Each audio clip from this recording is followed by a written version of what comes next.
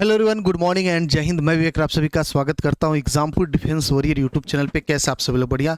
तो खुशखबरी आप लोगों के लिए कि इंडियन नेवी एसएसआर का मेडिकल असिस्टेंट की वैकेंसी आ चुकी, जो कि परमानेंट वैकेंसी होती है, ये अग्निवीर वाली नहीं। ओके, इसके साथ एलिजिबिलिटी मैं बता दूं। सबसे पहले जो बच्चे 12th क्लास पीसीबी से, यानी कि फिजिक्स केमिस्ट्री बायोलॉजी, जिनका मेन सब्जेक्ट है, वही इस फॉर्म को भर सकते हैं। कोई बच्चा अगर फिजिक्स केमिस्ट्री मैथ लिया है, ऑप्शनल बायोलॉजी, तो आप नहीं भर सकते। Main subject physics chemistry biology यानी मेडिकल वालों के लिए है, बायो वालों के लिए है, और मेल कैंडिडेट ही इसके लिए एलिजिबल है। ये ऑफिशियल नोटिफिकेशन आपका आ चुका है।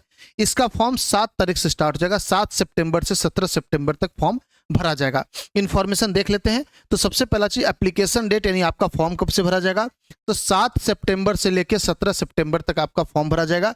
10 दिन के आसपास आपको मिलेगा। इसके बाद आपका एग्जाम जो है अक्टूबर 2024 को गया। अक्टूबर मान लीजिए एकदम एंड में गया तो आपके पास 2 महीना है, बीच में आया तो 1.5 महीना आपके पास है इसकी तैयारी करने के लिए। ओके, इसके बाद ट्रेनिंग आपको बोल दिए नवंबर में स्टार्ट करेंगे। जो फॉर्म फीस है ये 0 होने वाला है, यानी 1 भी रुपए आपका फॉर्म फीस नहीं लगने वाला। एलिजिबिलिटी की बात करेंगे। सबसे पहला चीज आपका डेट ऑफ बर्थ। जिसका भी डेट ऑफ बर्थ 1/11/2003 से लेके 30/4/2007 तक है, आप सभी लोग एलिजिबल हो। डेट ऑफ बर्थ आप सभी लोग देख लेना बेटा, ये आपका होना चाहिए। ये डेट ऑफ बर्थ है तो आप एलिजिबल हो। इसके साथ साथ हम समझेंगे एलिजिबिलिटी को लेके, मेल कैंडिडेट ही सिर्फ इसके फॉर्म को भर सकते हैं। कोई लड़की ये वीडियो देख रही है तो ये आपके काम की वैकेंसी नहीं, सिर्फ मेल यानी कि लड़के ही भर सकते। Unmarried Indian citizen male candidate. Okay, 10+2 आपका पीसीबी होना चाहिए। और थर्ड पॉइंट आपके सामने एलिजिबिलिटी को लेके, आपका एग्रीगेट यानी पूरा 12th में जो परसेंटेज है ना, वो आपका 50% एग्रीगेट होना चाहिए। ठीक है, किसी एक सब्जेक्ट की बात नहीं कर रहा हूं, एग्रीगेट होना चाहिए, यानी कि एवरेज जो टोटल 12th का परसेंटेज है 50% आपका होना चाहिए।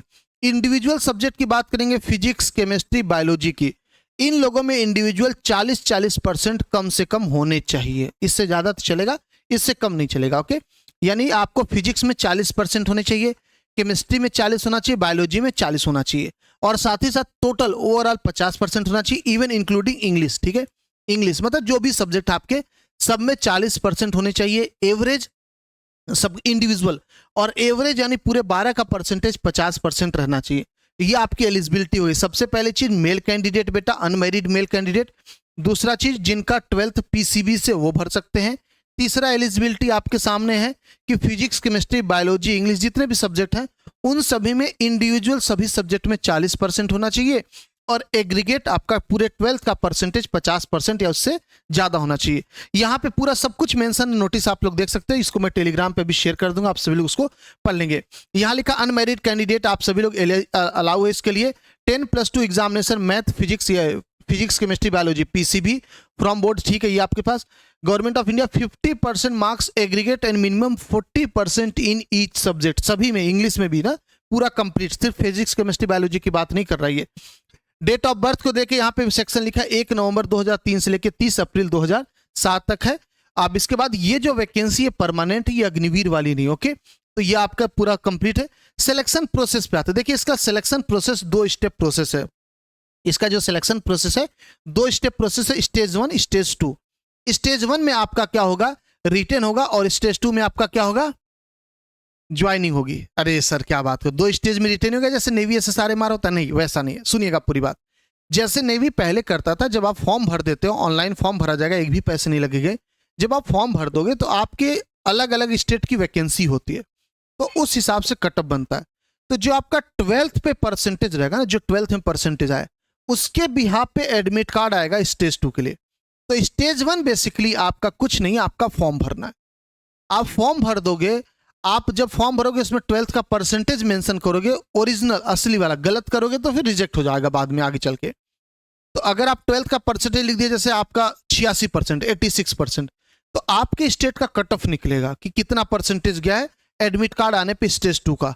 अगर 86% या उससे कम में गया होगा तो आपका आ जाएगा, अदरवाइज उससे ज्यादा गया होगा तो आपका नहीं आएगा। यानी कि स्टेज 1 कुछ भी नहीं है। आप फॉर्म भर दोगे तो आपका एडमिट कार्ड जो स्टेज 2 के लिए आएगा वही स्टेज 1 है। आपके 12th के बेसिस पे स्टेज 1 क्वालिफिकेशन माना जाएगा कि आपका 12 में कितना परसेंटेज है।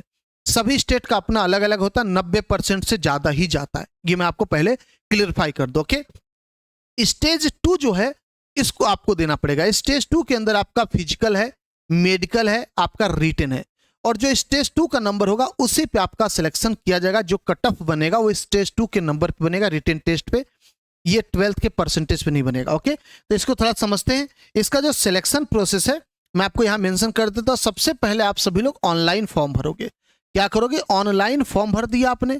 ऑनलाइन फॉर्म भरने के बाद सेकेंड स्टेप ये होगा कि आपका एडमिट कार्ड आएगा।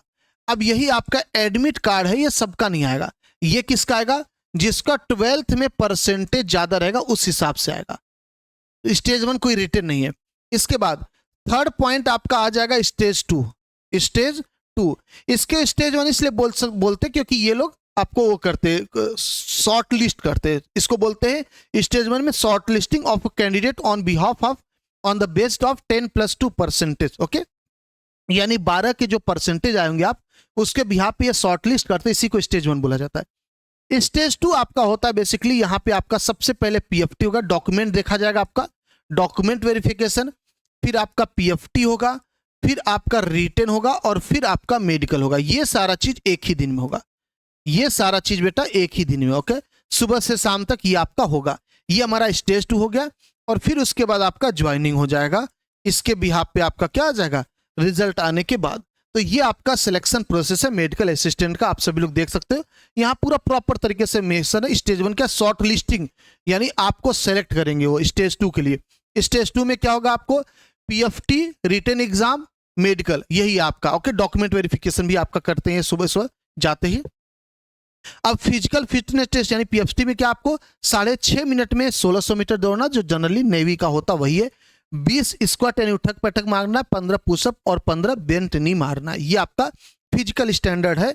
इसके बाद आपका वो हो जाएगा, रिटन हो जाएगा, ठीक है, मेडिकल वगैरह। और कुछ यहाँ पे मेंशन है नहीं, बाकी सब ठीक है। मेरिट लिस्ट इन्होंने बोला है, उसी के हिसाब से स्टेज 2 जो रिटन होगा उसी से मेरिट लिस्ट बनेगी। स्टेज 1 से नहीं बनेगी, यानी 12th से नहीं बनेगा, आपके रिटन एग्जाम से ही आपका बनने वाला मेरिट लिस्ट। ओके, बाकी कुछ यहाँ पे उतना काम का नहीं आपको जानना। हाँ, अब बात ये आती कि स्टेज 2 का जो सिलेबस है ये क्या होने वाला, ठीक है। चलो ये एडमिट कार्ड हो गया। स्टेज 2 पे जो ये रिटन का सिलेबस है इसका क्या होने वाला है? तो रिटन का जो सिलेबस है बेसिकली 100 नंबर का पेपर आएगा आपका। कितने का आएगा? 100 नंबर का पेपर आएगा और 100 क्वेश्चन रहेंगे। 25-25 का सेक्शन होगा। 25-25 का सेक्शन होगा। 25 क्वेश्चन आपको इंग्लिश के मिलेंगे, 25 क्वेश्चन आपको साइंस के मिलेंगे, या बायोलॉजी अलग करिए, बायोलॉजी के मिलेंगे। 25 क्वेश्चन आपके साइंस के मिलेंगे।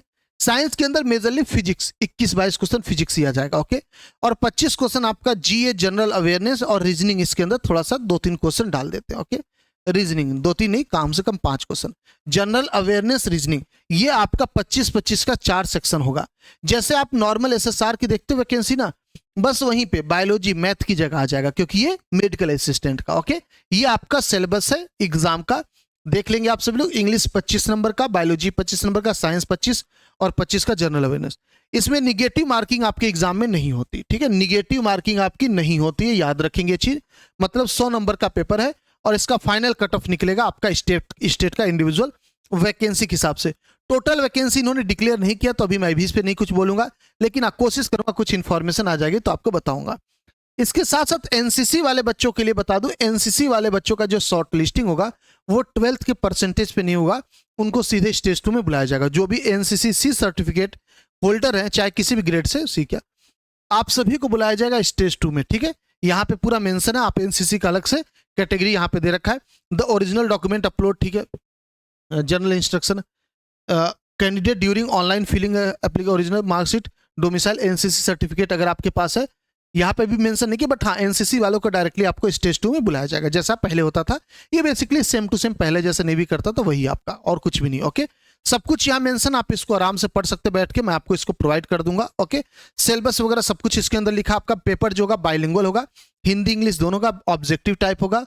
100 क्वेश्चन आएंगे, divide 4 section, English, science, biology और जनरल अवेयरनेस, रीजनिंग, ये आपका 25-25 का आएगा।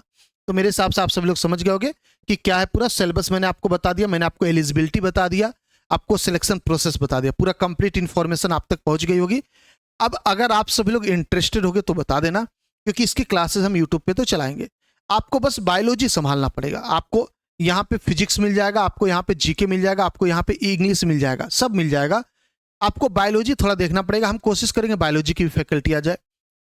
आप कंटेंट लेना चाहते हो तो कंटेंट ऑलरेडी हम लोग यूट्यूब पे पढ़ा चुके हैं, एप्लीकेशन पे भी नेवी वाले बैच में पढ़ाए हैं। ओल्ड बैच आप परचेस कर सकते चाहो तो, बस बायोलॉजी वाला सेक्शन उसमें नहीं मिलेगा, उसकी जगह मैथ होगा जो कि आपको नहीं पढ़ना होगा। ठीक है, आप कहोगे तो उसका अलग से हम बैच बना देंगे, आप लोगों की डिमांड रहेगी तब, अदरवाइज यूट्यूब पे हम रिवीजन करवाएंगे, क्वेश्चन प्रैक्टिस। ओके, तो उम्मीद करते हैं आप सभी को बढ़िया लगा होगा इन्फॉर्मेशन। कोई इन्फॉर्मेशन इससे रिलेटेड और चाहिए तो आप बता देना, मैं प्रोवाइड कर दूंगा। कोई भी डाउट होगा पूछ लीजिएगा। ठीक है, इसमें जो डॉक्यूमेंट लगता है वो मैं बता दूं आपको, पैन कार्ड, आधार कार्ड, आपका वो डोमिसाइल सर्टिफिकेट, रेसिडेंशियल सर्टिफिकेट यानी निवास प्रमाण पत्र, आपका कास्ट सर्टिफिकेट इसमें नेसेसरी नहीं होता है। ठीक है, डोमिसाइल नेसेसरी होता है, बहुत ज़्यादा जरूरी है। इसके बाद आपका जितना 10th 12th का ओरिजिनल मार्कशीट, ये सारी चीज़ें आपके डॉक्यूमेंट के नाम पे लगती है। समझ गए होगे? कोई डाउट इससे रिलेटेड नहीं ना?